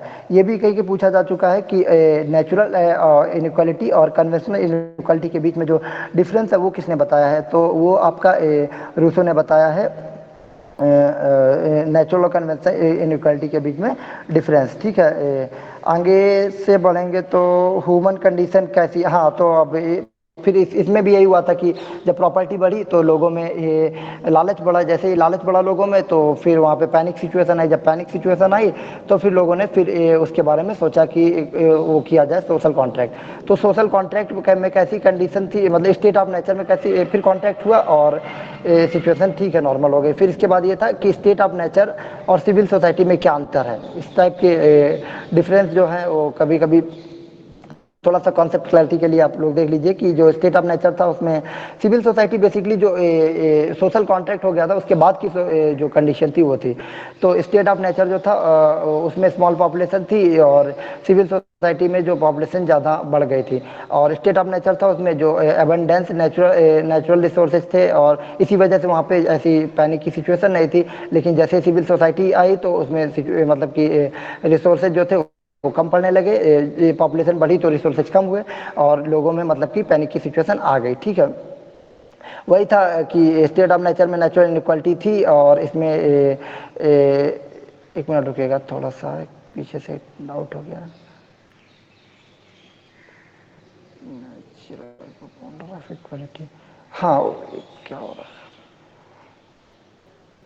तो ये दोनों ये कहाँ चला गया, तो इधर, हाँ तो इधर स्टेट ऑफ नेचर में ओपी गावा की बुक है तो आप लोग थोड़ा सा क्लियर कर लीजिएगा कि ये टेबल उसमें दी हुई है और वो जो नेचुरल इनइक्वालिटी का सपोर्टर था, क्योंकि एक तरीके से हम देख सकते हैं कि इक्वालिटी पे उसने जोर दिया और नेचुरल इनइक्वालिटी का सपोर्टर इस तरीके से था क्योंकि वो महिलाओं पे जो था उसके उनके उत्थान पे फोकस नहीं करता था और मैन डोमिनेंट सोसाइटी पे मतलब कि पैट्रियार्कल सोसाइटी पे बल देता था। ठीक है, और नेचुरल लिबर्टी जो थी वो उसमें थी और सिविल सोसाइटी में सिविल लिबर्टी थी। ठीक है, इसके बाद रूसो का एनालिसिस दिया है इनइक्वालिटी से रिलेटेड, तो उसने इनइक्वालिटी बताया कि इनइक्वालिटी पे उसके क्या व्यू थे, नेचुरल इनइक्वालिटी और कन्वेंशनल। ये मैंने शायद आपको पीछे भी बताया है, इसी में ऊपर बताया इसी पेज में, नेचुरल और कन्वेंशनल के बीच में अंतर किसने किया। ठीक है, आगे ये अब हम लोग को लिबरल ट्रेडिशन में पांच जो थिंकर कवर करने थे। हॉब्स, लॉक, रूसो जो मेन थिंकर थे और इसके अलावा जो दो और थिंकर हमें कवर करने हैं वो हमारे हैं जॉन रॉल्स और रॉबर्ट नॉजिक के। और इनके बीच में रॉल्स से थोड़ा इस तरीके से पूछ दे, रॉल्स की जो थ्योरी ऑफ जस्टिस है उससे पूछ लेते हैं। तो ये पूछ लेना मतलब देख लेना आप लोग की थ्योरी ऑफ जस्टिस जो थी किसने दी, इस टाइप से आ जाए थ्योरी ऑफ जस्टिस किसने दी, रॉल्स थ्योरी ऑफ जस्टिस के बारे में। चलो हम इसका थोड़ा सा देख लेते हैं। और उसे जो जॉन रॉल्स थे वो रिगार्ड किए जाते हैं फर्स्ट थिंकर ऑफ जस्टिस और उन्होंने फेमस थ्योरी ऑफ जस्टिस दी है। और the Rawls theory of justice में ये किया है कि the problem of justice consist primary goods which includes the problem of justice consists primary goods which includes right, liberties, power, opportunities, wealth, self respect, so on। और इसके बाद he was define critic of utilitarianism. ठीक है, तो principle of justice, minute, हाँ तो इसने बताया कि वो यूटिलिटेरियनिज्म का वो क्रिटिक था, उसने ये बताया कि अपनी थ्योरी ऑफ जस्टिस में उसने एक ओरिजिनल पोजीशन के बारे में बताया और उसने कहा था कि जब ओरिजिनल पोजीशन थी उस समय जो सभी लोग थे वहाँ पे वो व्हील ऑफ इग्नोरेंस, मतलब कि व्हील ऑफ इग्नोरेंस के पीछे थे और उन्हें कुछ नहीं पता था कि क्या होता है, मतलब कि प्रॉपर्टी वगैरह इस चीज़ के बारे में थोड़ा सा कम आइडिया था। तो ओरिजिनल उन्होंने अपनी थ्योरी ऑफ जस्टिस में ओरिजिनल पोजीशन के बारे में बात की जिसमें उन्होंने व्हील ऑफ इग्नोरेंस के बारे में बताया और इसमें लिखा है कि the people are totally unaware of their self interest skill. तो वही जो मैं आपको पीछे बता के आया हूँ कि व्हील ऑफ इग्नोरेंस क्या होता है कि जो द पीपल जो लोग थे उस समय वो पूरी तरीके से अनअवेयर थे और अपने सेल्फ इंटरेस्ट को लेकर और उन्हें नहीं पता था कि क्या होना चाहिए, क्या उनके पास होना चाहिए, क्या नहीं। तो ये ओरिजिनल पोजीशन थी। ठीक है, बट दे हैव, लेकिन हाँ उन्हें थोड़ा सा आइडिया था इकोनॉमिक्स के बारे में और साइकोलॉजी के बारे में। आगे प्रिंसिपल ऑफ जस्टिस है। उन्होंने प्रिंसिपल ऑफ इक्वल लिबर्टी के बारे में बात की है, इक्वल अपॉर्चुनिटी के बारे में बात की है, ठीक है। आगे उन्होंने कहा कि हिंदी में लिखा है कि न्याय वहाँ होगा जहाँ स्वतंत्रता और समानता का समन्वय होगा, जहाँ मतलब कि लिबर्टी और इक्वलिटी होंगी, वहीं पर जो है वो जस्टिस होगी, ठीक है। इसके बाद नॉजिक का जो फेमस इंपॉर्टेंट था वो थ्योरी ऑफ एंटाइटलमेंट था, और इसके बारे में क्वेश्चन आ जाता है, काफ़ी फेमस है, मतलब कि थ्योरी ऑफ एंटाइटलमेंट किसने दी, तो रॉबर्ट नॉजिक ने दी थी। नॉजिक एक अमेरिकन फिलोसफर थे और हार्वर्ड से ही पढ़े हुए थे। और इसके बाद उन्होंने बताया कि स्टेट ऑफ नेचर में जो इंडिविजुअल होते हैं उनके पास कुछ राइट होते हैं, और उन्होंने कहा था कि all inequalities of wealth and power are the product of individual differences, and जो मतलब वेल्थ एंड पावर की जो लोगों में मतलब कि कोई अमीर है कोई गरीब है, तो वो जो लोग अमीर और गरीब होते हैं, तो उन्होंने बताया कि वो लोगों के जो पर्सनल प्रयास होते हैं, जो इंडिविजुअल डिफरेंसेस होते हैं उसकी वजह से होते हैं। और फिर नॉजिक्स की जो थ्योरी ऑफ जस्टिस है वो दी है कि individual is free to perform his or her individual is free to perform his or her self by the way, हाँ ठीक है। इंडिविजुअल मतलब उन्होंने बताया कि जो इंडिविजुअल होता है वो फ्री होता है और कुछ भी चीज़ को परफॉर्म करने के लिए किसी को कोई बाध्यता नहीं होती है, कोई रोकने नहीं आता है। फिर इसके बाद उन्होंने बताया कि natural world should be divided by a suitable method and after that everyone is free and do what ever he want, ठीक है। नेचुरल वर्ल्ड जो है वो एक सुटेबल मेथड से डिवाइड किया जाना चाहिए, और इसके बाद जो एवरीवन मतलब कि प्रत्येक इंसान जो है वो मतलब कि कुल मिला के वो इक्वालिटी पे ही वो दे रहा है। जैसा कि मतलब इन्होंने बताया कि पहले मैं आपको बता चुका हूँ कि जो इंडिविजुअल होता है वो भी वो मतलब कि फ्री होता है, जो उसकी प्रॉपर्टी बनती है उसके पर्सनल प्रयासों से बनती है। फिर इसके बाद प्रिंसिपल ऑफ इंटाइटलमेंट है। तो प्रिंसिपल ऑफ इंटाइटलमेंट किस तरीके से होते हैं, वो एक इनिशियल एक्विजिशन होता है, एक वॉलंटरी ट्रांसफ़र होता है और एक रेक्टिफिकेशन होता है, ठीक है। और इसके बाद कंजर्वेटिज्म में एक थिंकर हमें पढ़ना है, एडमंड बर्क है। और बर्क का जो जन्म हुआ था वो डबलिन में हुआ था, और वो कंजर्वेटिव थे। कंजर्वेटिव का मतलब आप लोगों को पता ही है कि परंपरावादी, मतलब कि जो परंपराओं पे ही विश्वास करते हैं, जो पुरानी जो चले आने वाली प्रथाएं कि जैसा पीछे मैं बता रहा था कि मतलब कि मैन डोमिनेंट सोसाइटी है तो मैन डोमिनेंट ही होना चाहिए, और वीमेंस को बोलने का कोई अधिकार नहीं होना चाहिए, और इसके अलावा जो ये दास प्रथा चलती है उसको सपोर्ट करना, इस टाइप के जो मतलब कि पुरानी प्रथाओं को रूढ़ियों में फंसे हुए हैं पुरानी, तो उन्हें हम कंजर्वेटिव कहते हैं। और एडमंड बर्क उन्हीं वही थिंकर थे, और इन्हें एक्सपोनेंट कहा जाता है कंजर्वेटिज्म का। और इन्होंने पॉलिटिकल जो फिलॉसफी, जो हर थिंकर की दो दो चार चार बुक्स याद रखनी होती हैं, जैसे हमें थॉमस हॉब्स की लेवाइथन और रूसो की सोशल कॉन्ट्रैक्ट, लॉक की टू ट्रीटाइजेस ऑन गवर्नमेंट, इस तरीके से इनकी जो फेमस बुक है वो है reflections on the revolution in France. और इसके बाद इन्होंने स्टेट का नेचर बताया है, तो उन्होंने स्टेट को लिविंग ऑर्गेनिज्म से कंपेयर किया है, and he was also in support of some changes for the existence of the state. He was also in support of the some changes for the existence of, वो कुछ change के मतलब कि थोड़ा सा चेंज का भी सपोर्ट करते थे। मतलब कंजर्वेटिव उन्होंने कहा था कि जो स्टेट जो है वो रिजल्ट है एक लंबे से हिस्टोरिकल प्रोसेस का। और जाहिर सी बात है कि कंजर्वेटिव हैं वो पुरानी बातों को सपोर्ट करेंगे ही, और पुरानी बातों को सपोर्ट करने का मतलब यही हुआ कि मतलब कि पुरानी प्रथाएं चली आई और उन्हीं की वजह से जो है स्टेट अस्तित्व में आया।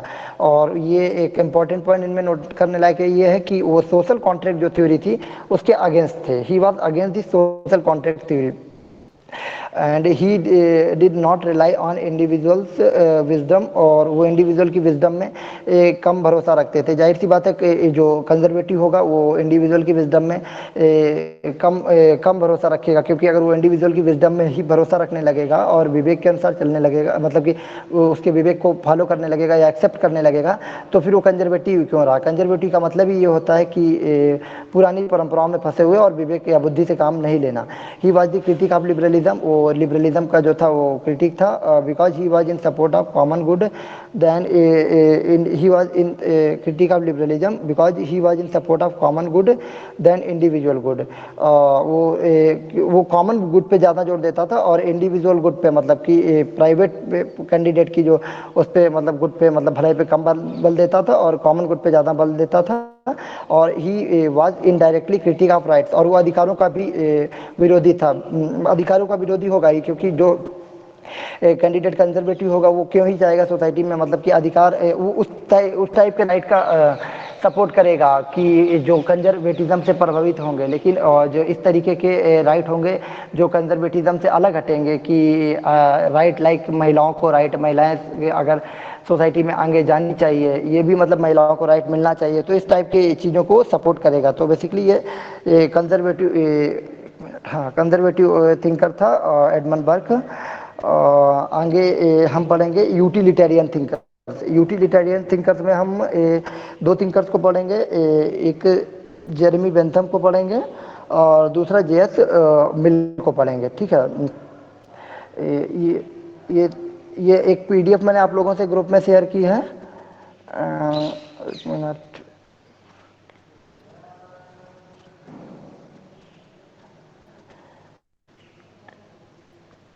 ये 23 पेज वाली पीडीएफ है. ये इसमें गलती से थोड़ा सा इधर उधर चीज़ें हो गई हैं और मैंने इंडियन पॉलिटिकल थॉट के भी 2, 3 या 4 पेज इसमें इंक्लूड हो गए हैं. मैंने ध्यान नहीं दिया था तो उसके लिए सॉरी. अब हाँ, तो अब हम मूव करेंगे यूटिलिटेरियनिज्म की साइड में. ठीक है, it was flourished within the liberalism late 18th और 19th लेट 18th सेंचुरी और अर्ली 19th सेंचुरी में जो यूटिलिटेरियनिज्म है उसका उदय हुआ. और इसके जो चीफ एक्सपोनेंट है वो जेरेमी बेंथम है. और main principle of utilitarianism is the greatest happiness of greatest number.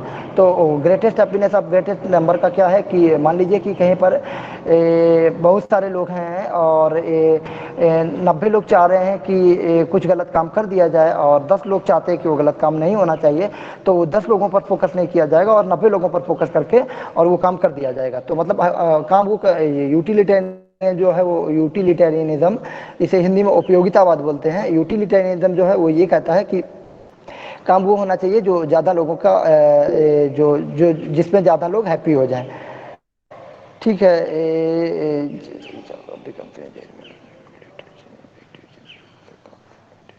हाँ फिर इसके बाद आगे चलेंगे तो कुछ यूटिलिटेरियनिज्म थिंकर्स के नाम दिए हैं, जिसमें आपके हेनरी सिजविक थे और जीई मूरे थे, आरएम हेयर थे और जेम्स मिल, जेएस मिल और जॉन ऑस्टिन और डेविड रिकार्डो. ठीक है, और इसके बाद ये पूछा जाता है नीचे, सबसे नीचे मैंने एक हिंदी में पॉइंट लिखा हुआ है कि सर्वप्रथम उपयोगितावादी दृष्टिकोण का स्पष्ट प्रतिपादन किसने किया. तो जो ये इसका जवाब जो होगा, जो सबसे पहले इसका जो मतलब कि प्रोपाउंडर अगर पूछा जाए, कहाँ गया मेरा, 1 मिनट, हाँ, जो चीफ एक्सपोनेंट जो पूछे जाए अगर कि जो प्रमुख वो कौन है, तो उसमें आप जेरेमी बेंथम के साथ जाएंगे. लेकिन सबसे पहले ये पूछा जाए कि इस दृष्टिकोण का स्पष्ट प्रतिपादन किसने किया, तो स्पष्ट प्रतिपादन जो है डेविड ह्यूम ने किया था. और फिर जेरेमी बेंथम में आएंगे तो इनका पहला कोट है, जैसा मैंने आपको बताया कि greatest happiness of greatest number, utilitarianism का जो मेन वो होता है वो यही होता है कि greatest happiness of greatest number. तो पहला कोट आपसे ये कह रहा है कि greatest happiness of the greatest number is the foundation of morals and legislation. तो ये कोट आपका बेंथम ने दिया है. Quantity of pleasure being equal, pushpin is as good as poetry. तो ये भी काफ़ी इंपॉर्टेंट पॉइंट है और इससे आप लोग याद कर लीजिएगा कि ये किसने कहा है कि quantity of pleasure being equal, pushpin is as good as poetry. ये भी आपका बेंथम ने कहा है. और इसमें जो थर्ड कोट बेंथम का जो इंपॉर्टेंट है वो, this विग्ड world can be improved bye covering it over by republics. मतलब उन्होंने रिपब्लिक का सपोर्ट करते हुए कहा है कि ये जो विग्ड वर्ल्ड है उसे इम्प्रूव किया जा सकता है पूरी हर जगह पे रिपब्लिक्स को लाके. ठीक है, और एक इनकी जो फिलॉसफी है बेंथम की, इनकी फिलॉसफी को के बारे में कार्लाइल ने इनकी फिलॉसफी को पिग फिलॉसफी कहा है. और ये अब हम आते हैं बेंथम के ऊपर कि बेंथम कौन थे. बेंथम जो थे एक इंग्लिश फिलोसफर थे और he was the critic of concept of state of nature, social, वो जो स्टेट ऑफ नेचर और सोशल कॉन्ट्रैक्ट थ्योरी और सॉवरेंटी के क्रिटिक थे। ही was the critic of the locks theory of natural. Lock ने जो नेचुरल राइट की theory दी है और उसके भी ये क्रिटिक थे। फिर इन्होंने हेडोनिज्म के बारे में बताया है, man always tend to seek pleasure and not to seek pleasure and avoid pain. तो हेडोनिज्म को इन्होंने दो तरीके, साइकोलॉजिकल और एथिकल हेडोनिज्म के बारे में बताया। ये इस टाइप से डायरेक्ट भी क्वेश्चन कहीं पूछा गया है कि जो हेडोनिज्म की बात है वो किसने की है। तो हेडोनिज्म की बात जो है आपकी जेरेमी बेंथम ने की है। और फिर इन्होंने हेडोनिज्म के बारे में यही साइकोलॉजिकल में बताया कि man always tend to seek pleasure and ever.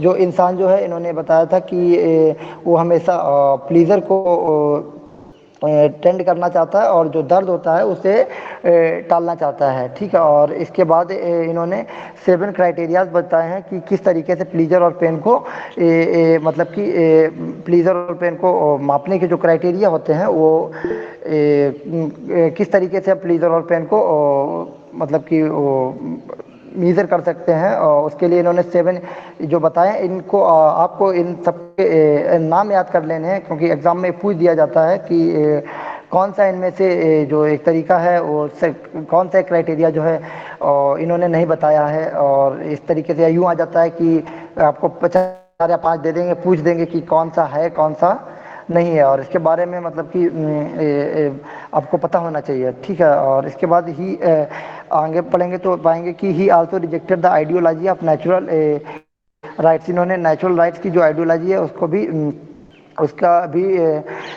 भी रिजेक्ट किया है। और यूटिलिटरी आगे फिर utilitarianism comprehends 3 types of theory of punishment. इन्होंने फिर थ्योरी ऑफ पनिशमेंट जो है वो उन्होंने 3 तरीके से पनिशमेंट की बात की है, एक डिटरेंट पनिशमेंट, एक प्रिवेंटिव पनिशमेंट और एक रिफॉर्मेटिव पनिशमेंट। तो डिटरेंट पनिशमेंट क्या होता है कि लोगों को धमका देना जिससे वो डर जाए और आगे से ऐसा कुछ करने से बचें। प्रिवेंटिव क्या है, तो when offender is deprived of freedom of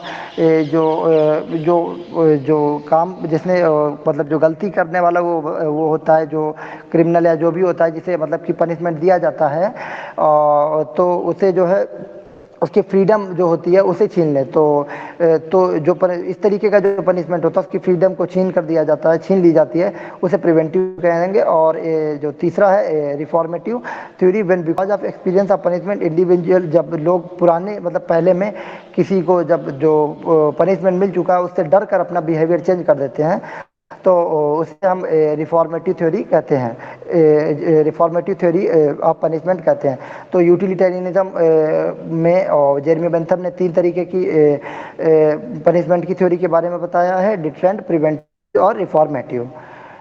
ठीक है। आगे क्लियर हो गई। फिर Bentham argued that individual is the best judge of itself and knows that what is good. हाँ, तो इन्होंने बताया कि इंडिविजुअल जो होता है वो इतना समझदार होता है कि वो जानता है कि उसके लिए क्या सही और क्या खराब है। ठीक है। इसके बाद हम मूव करेंगे आगे जेएस मिल की तरफ। जेएस मिल जो थे, ये जेम्स मिल आपने नाम सुना होगा, वो इनके फादर थे और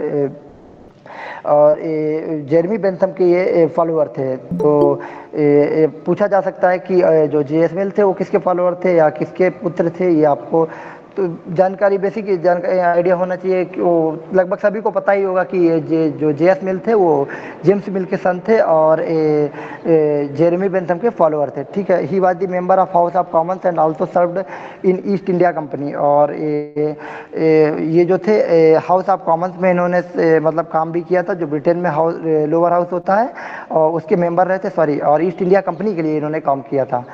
और Mill was an ardent champion of liberty, liberty के मतलब कि बहुत बड़े सपोर्टर थे और वो जो डेमोक्रेसी के थे और ये क्रिटिक थे।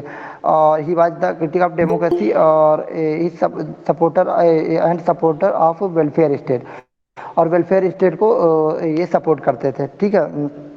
तो इसी तरीके से मैंने आपको सारे थिंकर्स के नोट्स शेयर कर दिए हैं। एक पीडीएफ आपकी रह गई जिसमें आप मार्क्स के बारे में बताया गया और वेस्टर्न पॉलिटिकल थॉट के कुछ और थिंकर हैं जैसे कि एक्विनॉस है या कुछ हाँ, 1 मिनट रुकिएगा, 1 मिनट रुकिएगा।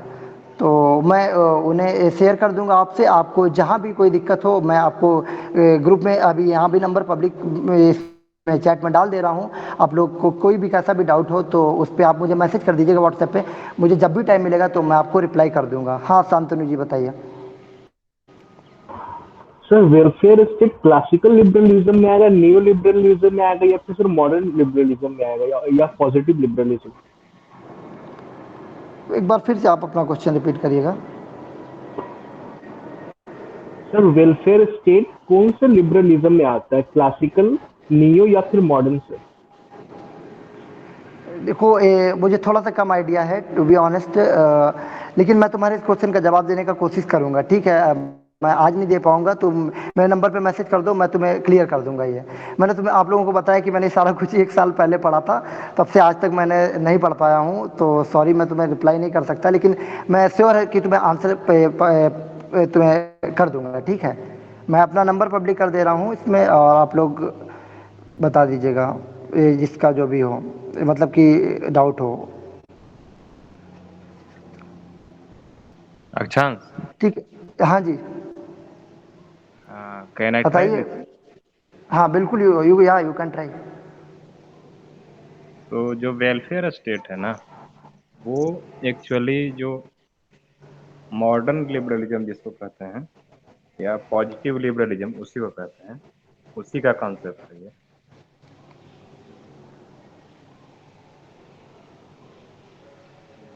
शांतनु। सर पर बट ऑप्शन में ऐसा कुछ था नहीं सर, उसमें क्लासिकल लिबरलिज्म था, नियो लिबरलिज्म था, सोशलिज्म था, एंड सर एक और ऑप्शन था, पर सर मॉडर्न लिबरलिज्म था नहीं। मुझे भी मॉडर्न लिबरलिज्म लगा था, पर सर उसमें था नहीं आंसर ऑप्शन में ही, तो मुझे लगा क्लासिकल में होगा या फिर सर नियो में होगा। नहीं, क्लासिकल और नियो में नहीं होगा। जो क्लासिकल लिबरलिज्म है वो उसको नेगेटिव लिबरलिज्म भी कहते हैं, जो लेसेस फेयर वाला जो स्टेट है, जिसमें सिर्फ पुलिस स्टेट की बात होती है और उसमें वेलफेयर नहीं करता है स्टेट सिटीजन्स का। उसके बाद जब क्लासिकल लिबरलिज्म को थ्रेट मिलता है इधर से, मार्क्सिज्म से, तब क्लासिकल लिबरलिज्म थोड़ा सा ह्यूमेन होता है और उसमें मार्क्सिज्म के कुछ आइडियाज इनकलकेट करके उसी को वेलफेयर लिबरलिज्म में कन्वर्ट किया जाता है, जो क्लासिकल लिबरलिज्म होता है उसको। पहले स्टेट का कहना रहता है कि हम आपका जो संपत्ति है उसका सुरक्षा करेंगे, प्राइवेट प्रॉपर्टी है उसका सुरक्षा करेंगे, और आपका लाइफ और लिबर्टी का सुरक्षा करेंगे। लेकिन बाद में स्टेट का कहना होता है कि नहीं नहीं, तुम लोग जैसे वर्कर्स जो हैं वो रिवोल्ट के पोजीशन में आ जाते हैं धीरे धीरे, क्योंकि उनका कैपिटलिज्म में बहुत एक्सप्लॉयटेशन हो रहा होता है। तो फिर स्टेट का कहना है, कैपिटलिस्ट स्टेट जो क्लासिकल स्टेट है, क्लासिकल स्टेट को अगर देखें आप दो तरह से, एक तो पॉलिटिकल स्फेयर में देखेंगे तो उसमें लाइफ, लिबर्टी और प्रॉपर्टी है, और उसी को अगर आप फिर इकोनॉमिक में देखेंगे तो उधर कैपिटलिज्म है। तो फिर कैपिटलिज्म में क्या है कि वर्कर का शोषण हो रहा है, तो वहां से वो थ्रेट आता है कि वर्कर का शोषण करेंगे तो वर्कर रिवोल्ट कर सकते हैं और वो स्टेट को ओवरथ्रो कर सकते हैं। मार्क्सिज्म में तो यही आइडिया है ना। तो वो रिवोल्ट और रेवोल्यूशन को रोकने के लिए जो स्टेट है वो अब थोड़ा सा और ह्यूमेन हो जाएगा, कहेगा कि नहीं नहीं, आपको रिवोल्ट और रेवोल्यूशन का जरूरत नहीं है, आप तो, आपके लिए ही स्टेट है। ऐसा मतलब कि एक फसाड क्रिएट किया जाता है और स्टेट वेलफेयर का काम कुछ कुछ करने लगता है, जैसे एजुकेशन देगा, फिर हेल्थ केयर का कुछ फैसिलिटी देगा। तो इस तरह का काम स्टेट अपने जिम्मे ले लेता है, तो ये हो जाता है फिर वेलफेयर स्टेट। लेकिन क्या होता है कि over the period of time 1940 में ये शुरू होता है, और लगभग 1970-80 आते आते, 1940 से पहले भी देख सकते हैं 1920 के दशक में, और इधर आते आते यहाँ पे 70 आते आते जो वेलफेयर स्टेट है वो क्रम्बल करने लगता है, क्योंकि स्टेट के पास उतना रिसोर्स नहीं रह जाता है कि वो वेलफेयर कर पाए सिटीजन का। अब स्टेट को खुद का वेलफेयर का जरूरत होता है, मतलब स्टेट उस हालत में ही नहीं रहता कि वेलफेयर करे। तो फिर केनस का जो आइडिया है वो वेलफेयर स्टेट के लिए है, लेकिन जो बाद में हायक का आइडिया आता है, और भी उसमें थिंकर्स हैं, लेकिन जो हायक हैं वो मेन थिंकर है, उसमें रॉबर्ट नॉजिक भी हैं। तो वो फिर जो थ्योरी देते हैं वो है न्यू लिबरलिज्म वाला। फिर कहता है कि स्टेट अब नहीं वेलफेयर नहीं करेगा, अब रोलिंग बैक ऑफ स्टेट होगा, कि स्टेट रोल बैक कर जाएगा, जहां जहां वेलफेयर दे रहा था वहां से रोल बैक करेगा, और हर एक चीज को कमोडिफाई कर दिया जाएगा, और कुछ भी अब वेलफेयर का काम स्टेट के जिम्मे नहीं रहेगा, जो आजकल इंडिया में चल रहा है कि सारा कुछ प्राइवेटाइज कर दिया जाएगा, और स्टेट के पास कुछ पुलिस पुलिस स्टेट में बदल दिया जाएगा फिर से, और काम सिर्फ रहेगा यही लाइफ लिबर्टी और प्रॉपर्टी वाला। तो यही है उसमें आइडिया, और फिर अलग अलग नाम से बुलाते हैं, जैसे क्लासिकल जो लिबरलिज्म है तो उसको नेगेटिव लिबरलिज्म भी कहते हैं, क्योंकि स्टेट आपको किसी भी चीज में रिस्ट्रिक्ट नहीं करेगा, तो वो नेगेटिव लिबरलिज्म हो गया। फिर उसी को पुलिस स्टेट भी कहते हैं, उसी को लेसेज फेयर स्टेट भी कहते हैं, तो वो सारा उधर से आता है। फिर जब थोड़ा सा और वेलफेयर का उसमें आ जाता है लिबरलिज्म में, तो अब पॉजिटिव लिबरलिज्म हो गया ये, और उसी को मॉडर्न लिबरलिज्म भी कहते हैं, उसी को क्रेडल टू डेथ स्टेट भी कहते हैं। मतलब कि आदमी स्टेट के पालने में पैदा लेता है और मरता भी स्टेट के मरता है, तब भी स्टेट आता है उसका सारा क्रियाक्रम करने। तो वो क्रेडल टू डेथ वाला जो सिचुएशन है उधर, तो ये मॉडर्न लिबरलिज्म में ही पॉजिटिव लिबरलिज्म है। और क्या कर रहे थे आप?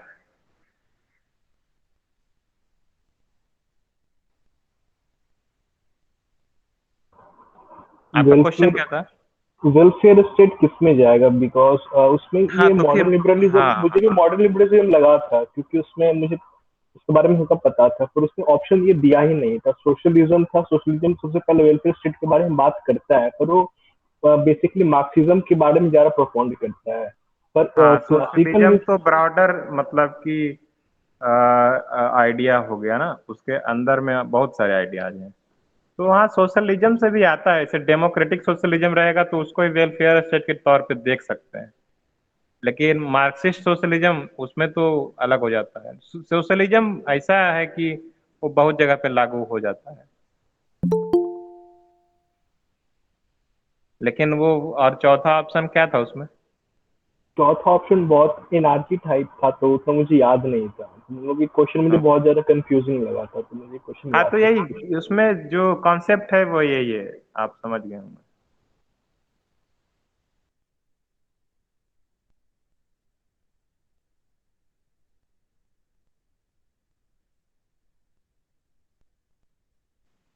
Yeah, chance you will continue. ठीक है, तो आप लोग अपना नंबर हमें कोशिश करिएगा कि अपने नंबर से मुझे व्हाट्सएप कर दीजिएगा, तो मैं आपको ऐड कर दूंगा। नहीं करेंगे तो ऐड तब मतलब कर दूंगा, थोड़ा सा टाइम लगेगा, ठीक है, क्योंकि बहुत सारा मैसेज आता है एक साथ, एकदम से देखना थोड़ा सा टाइम लग जाता है। लेकिन मैं ऐड कर दूंगा, कोशिश करूंगा कि शाम तक ऐड कर दूं, और नोट्स में शेयर कर दूंगा, क्योंकि ये वाला ग्रुप जो है ये पूरा भर चुका है, 256 लोग इसमें हो चुके हैं, इसलिए अब हम नया ग्रुप बनाएंगे और उसमें ऐड कर देंगे। ठीक है, ठीक है guys, फिर thank you so much for attending the session. और कल आपका शायद कोई सेशन नहीं है, और परसों अगला सेशन होगा, और वो कोई तीसरा कैंडिडेट लेगा, और जो भी लेगा आपको बता दिया जाएगा, या सीधे मीट में आके आप लोग पता कर सकते हैं। ठीक है, okay, thank you so much guys.